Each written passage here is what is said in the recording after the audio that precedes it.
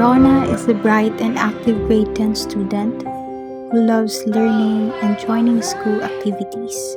Despite the hardships their family faces, she continues to study with determination, holding on to her dream of becoming a teacher and building a better future for her family.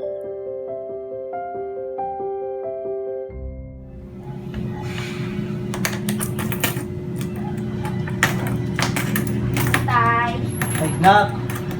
ngayong hapon, Tay. Hapon man. Kung ko danay lang nak may istoryato nak.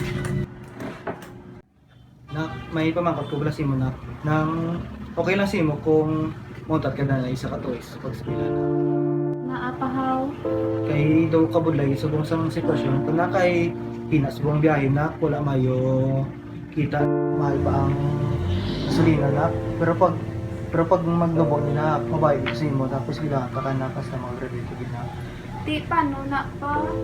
Gusto ko gidya makatapos eskwela. Gusto ko malabot ang handog ko sa kabuhi.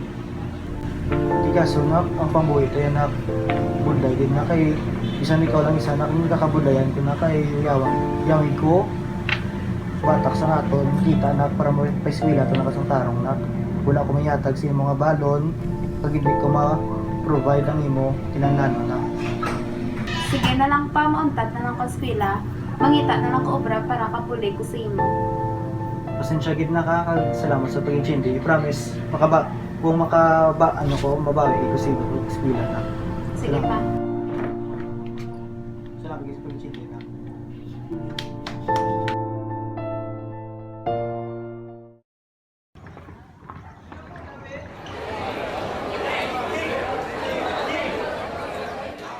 Truman, present.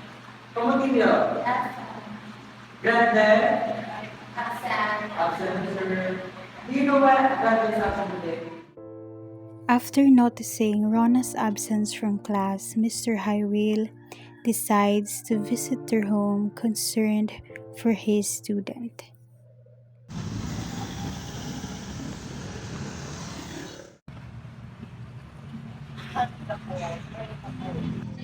Balay. Yun na. Miss Ronnie, meron na. Saan eh? Tayo may yung hapon. Mga kapag sir. Okay rin Miss Ronnie, meron. Para si Rona sa bang. Ay tabo lang. Rona! Tay!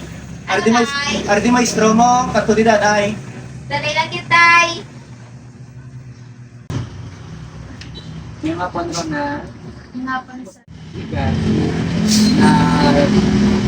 Pitan ko gate na wala may resilience Rona. Ano na ang problema? Ano na ito po ang problema sa inyo mo pamilya? Para sa sir kay nga wala eskwela si Rona kay punta na sa sir. Kay subukan ko bulay sa pangabuhi namin sir. Ako bilang isa lang ka school driver, di man mabalaan kung daw kasi Rona yung kids sir. Isa gina ko lang kami sa budget and tapos mahal pa subukan ko gasolina, nagsaka pa ang eskwela.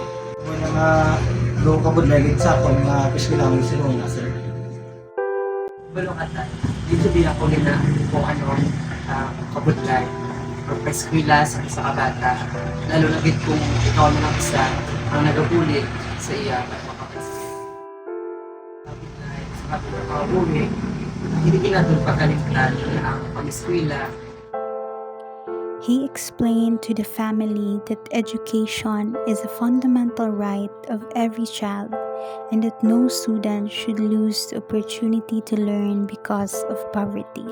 He reminded them that public education is free and that the government provides programs such as scholarships. He encouraged them not to give up on dreams, assuring that education could open doors to a brighter and more stable future.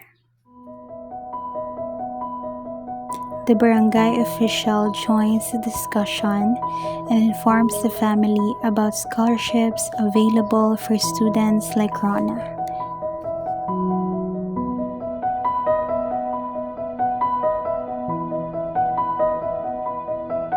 After receiving support and encouragement from her family, teachers, and community, Rona finally returns to school with renewed hope.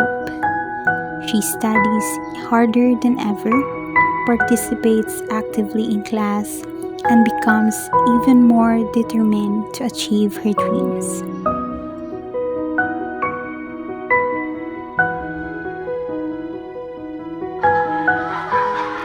Education is a fundamental right protected by the Constitution.